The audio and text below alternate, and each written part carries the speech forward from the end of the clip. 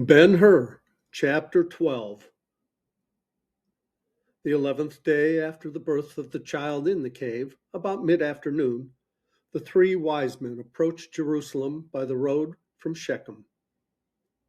After crossing Brook Cedron, they met many people, of whom none failed to stop and look after them curiously. Judea was of necessity an international thoroughfare, a narrow ridge, raised apparently by the pressure of the desert on the east and the sea on the west, was all she could claim to be.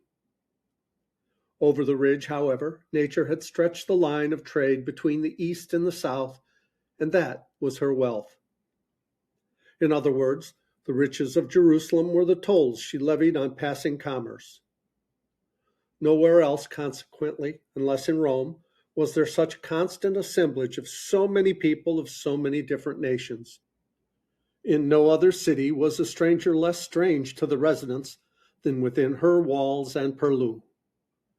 And yet these three men excited the wonder of all whom they met on the way to the gates. A child belonging to some woman sitting by the roadside opposite the tombs of the kings saw the party coming. Immediately it clapped its hands and cried, "Look, look! What pretty bells! What big camels!" The bells were silver. The camels, as we have seen, were of unusual size and whiteness, and moved with singular stateliness. The trappings told of the desert and of long journeys thereon, and also of ample means in possession of the owners, who sat under the little canopies exactly as they appeared at the rendezvous beyond the Jebel. Yet it was not the bells or the camels or their furniture or the demeanor of the riders that were so wonderful. It was the question put by the men who rode foremost of the three.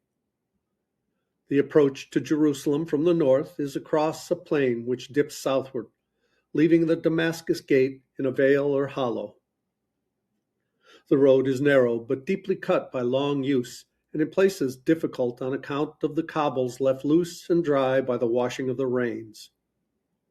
On either side, however, there stretched in the old time rich fields and handsome olive groves, which must, in luxurious growth, have been beautiful, especially to travelers fresh from the wastes of the desert. In this road, the three stopped before the party in front of the tombs. "Good people," said Belshazzar, stroking his plaited beard and bending from his cot, "is not Jerusalem close by?" "Yes," answered the woman into whose arms the child had shrunk. "If the trees on yon swell were a little lower, you could see the towers on the marketplace." Belshazzar gave the Greek and the Hindu a look, then asked, "Where is he that is born King of the Jews?" The women gazed at each other without reply. "You've not heard of him?" "No." "Well, tell everybody that we have seen his star in the east and are coming to worship him." Thereupon the friends rode on. Of others they asked the same question, with like results. A large company whom they met, going to the grotto of Jeremiah, were so astonished by the inquiry and the appearance of the travelers that they turned about and followed them into the city. So much were the three occupied with the idea of their mission that they did not care for the view which presently rose before them in the utmost magnificence.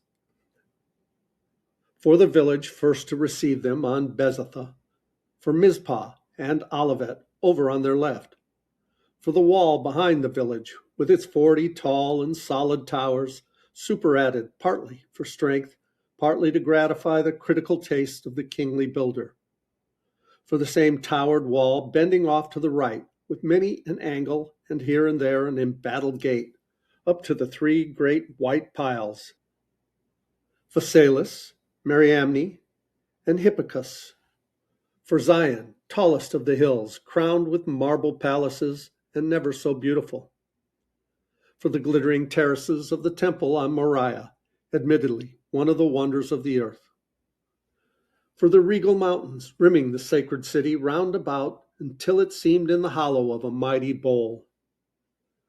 They came at length to a tower of great height and strength, overlooking the gate which, at that time, answered to the present Damascus Gate, and marked the meeting place of the three roads from Shechem, Jericho, and Gibeon.